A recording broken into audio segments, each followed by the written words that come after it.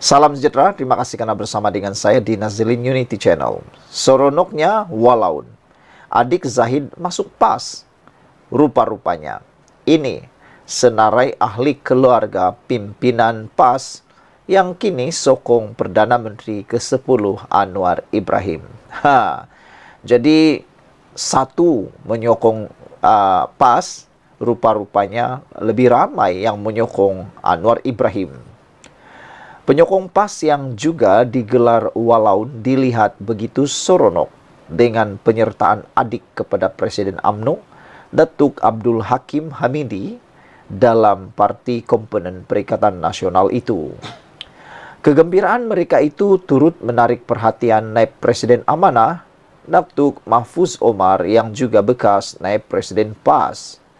Walaun terkinja-kinja, komennya ringkas di media sosial disusuli dengan emoji ketawa. Bekas ahli Parlimen Pokok Sena itu berkenan juga berkongsikan senarai antara ahli keluarga pimpinan PAS yang kini sudah menyokong perjuangan Perdana Menteri Datuk Seri Anwar Ibrahim. Mereka terbabit adalah adik kepada Menteri Besar Kedah, Datuk Seri Muhammad Sanusi Maknor, iaitu Saidi Adnan Maknor. Wah, ini baru tahu. Ini baru kita tahulah. Saya pun baru tahu. Sudah lama jadi pengulas politik isu semasa, tapi ini kali pertama saya tahu bahawa adik Menteri Besar Kedah rupa-rupanya yaitu Saidi Adnan Maknor telah pun menyokong Perdana Menteri Anwar Ibrahim. Jadi baru satu. Saidi Adnan merupakan mantan yang dipertua YDP Angkatan Belia Islam Malaysia ABIM, Perak. Selain aktif sebagai penceramah bebas dan guru agama di Kedah. Turut menyokong kerajaan Madani ialah anak yang dipertua PAS Pusat 1982 hingga 1989 dan Mursidul Ampas 1987 hingga 1995. Tuan Guru Haji Yusuf Abdullah Rawa, yaitu Senator Datuk Seri Dr. Mujahid, yang kini timbalan Presiden Amanah. Anak Presiden PAS 1989 hingga 2002.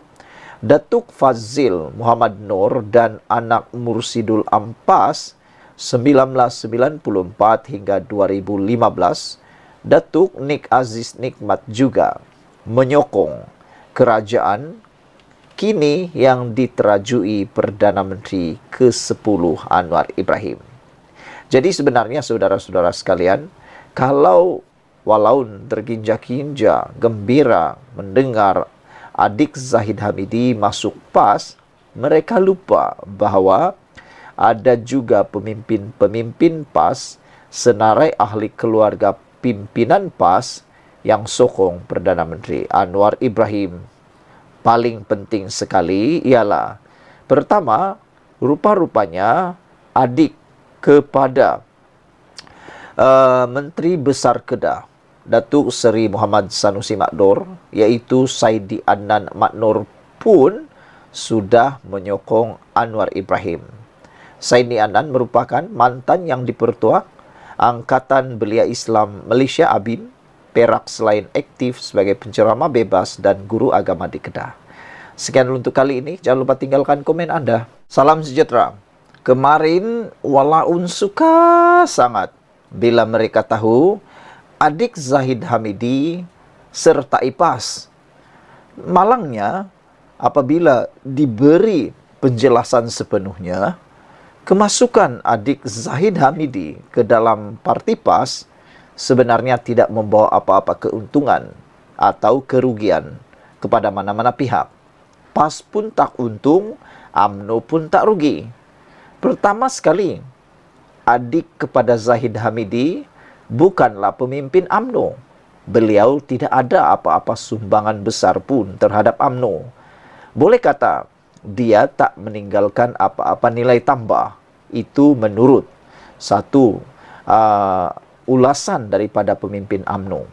Beliau kata, Adik Zahid Hamidi ada di UMNO pun sama, tiada di UMNO pun sama. Manakala Puan Zarkasi pula mengatakan bahawa kemasukan adik Zahid Hamidi ke PAS sebenarnya tidak akan membawa apa-apa keuntungan kepada PAS. Bahkan mungkin hanya akan membawa mudarat kepada PAS. Kerana belum tentu adik Zahid Hamidi akan kekal selama-lamanya bersama dengan PAS.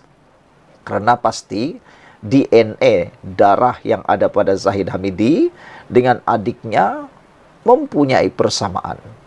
Manalah tahu, satu hari nanti adik Zahid Hamidi tak puas hati pula dengan PAS. Siapalah tahu kan, kalaulah tiba-tiba dia sedar dalam PAS sebenarnya tiada apa-apa. Selain daripada itu, menurut Puan Zarkasi, kalau yang heavyweight pun masuk ke dalam PAS tiada apa-apa sumbangan, ini kan pula yang bukan heavyweight.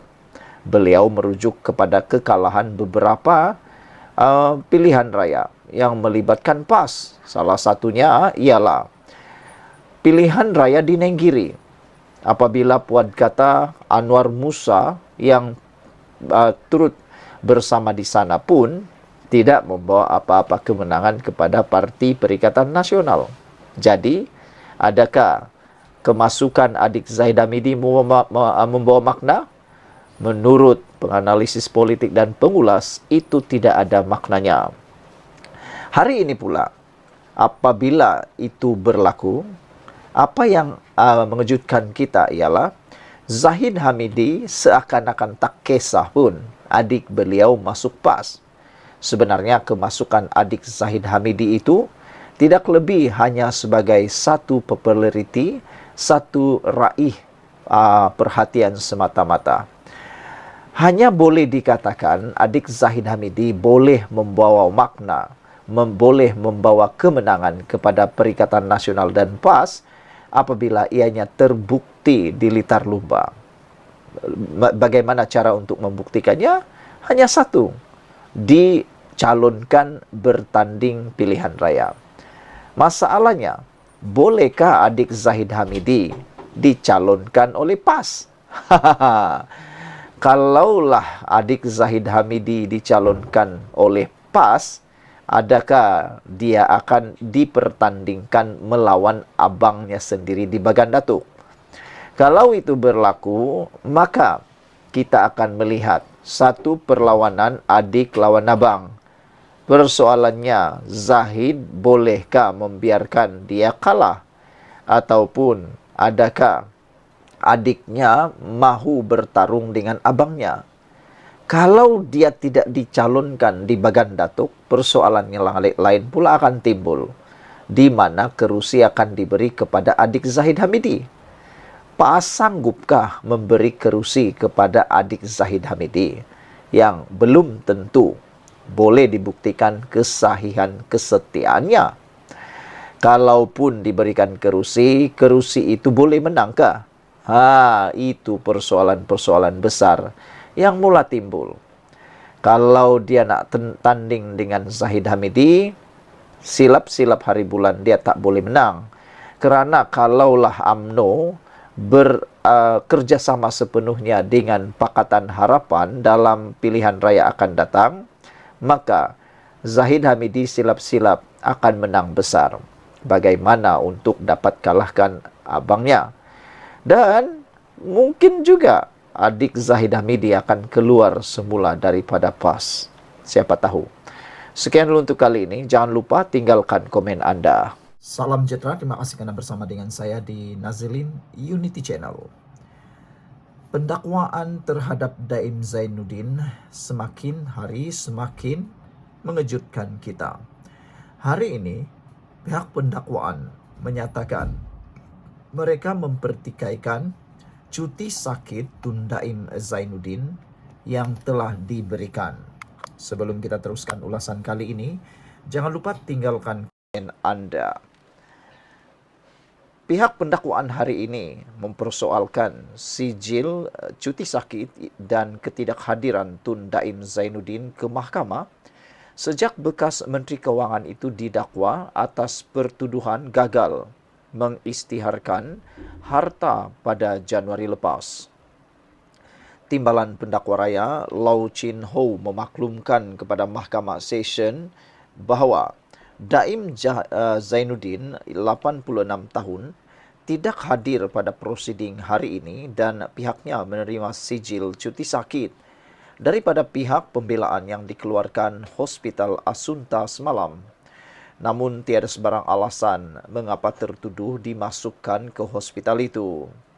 Kita minta pihak hospital terbabit memberi laporan penuh mengenai keadaan Tun Daim dan kita mahu doktor yang merawat Tun Daim untuk datang beri penjelasan mengenai keadaan Tun Daim sekarang. Kita juga mahu nursing sister yang tanda tangan sijil cuti sakit untuk datang ke mahkamah dan beri penjelasan apa sebab atas apa Tun Daim dimasukkan ke hospital. Kerana tiada sebarang alasan diberikan kenapa beliau masuk hospital dan bila akan dibenarkan pulang, katanya. Mengenai permohonan Daim untuk meminda notis permohonan bagi merujuk persoalan undang-undang berkaitan pertuduhan dihadapinya, Lau mempersoalkan sama ada betul atau sebaliknya ia arahan daripada Daim kerana pindaan tersebut hanya dibuat semalam. Lau berkata permohonan agar Daim menjalani pemeriksaan mental bagi memastikan beliau layak dibicarakan atau sebaliknya perlu didengar terlebih dahulu sebelum prosiding pendengaran bagi permohonan merujuk persoalan undang-undang dijalankan. Ini kerana sekiranya diandaikan Tun Daim tidak fit untuk hadir ke mahkamah, maka prosiding yang selepas ini akan jadi tidak sah dan terbatal, katanya. Timbalan Pendakwa Raya Muhammad Fadli Muhammad Zamri pula berkata, melihat pada rekod mahkamah, tertuduh hanya hadir ke mahkamah sekali sahaja sejak beliau didakwa pada Januari lepas dan pihak pendakwaan pembelaan telah memohon pengecualian kehadiran Daim ke mahkamah melalui sijil cuti sakit daripada Hospital Asunta. Perkara ini perlu diberi pertimbangan dan penekanan yang khusus, memandangkan ia memberi satu kesan kepada mahkamah memandangkan tertuduh gagal mematuhi arahan-arahan yang diberikan oleh mahkamah seperti mana jaminan diberikan oleh mahkamah kepada tertuduh. Alasan tertuduh tidak hadir ke mahkamah tidak boleh dijadikan satu sandaran, memandangkan alasan diberikan itu tidak mengikut pekeliling atau arahan daripada Ketua Hakim Negara berkenaan dengan penangguhan atau ketidakhadiran tertuduh ke mahkamah, jelasnya. Muhammad Fadli berkata sijil cuti sakit itu tidak menyatakan Daim unfit untuk hadir ke mahkamah hari ini selain tanda tangan pada sijil tersebut adalah daripada nursing sister, bukan pengamal perubatan. Mahkamah perlu beri arahan tegas kepada tertuduh jika beliau ingin memohon penangguhan. Mohon untuk tidak hadir ke mahkamah. Segala peraturan ditetapkan perlu dipatuhi supaya ini boleh dijadikan sebagai satu sandaran, bukan sahaja kepada mahkamah ini, tetapi kepada mana-mana mahkamah seksyen dan magistrate, katanya lagi. Sekian untuk kali ini. Jangan lupa tinggalkan komen anda, tekan butang subscribe.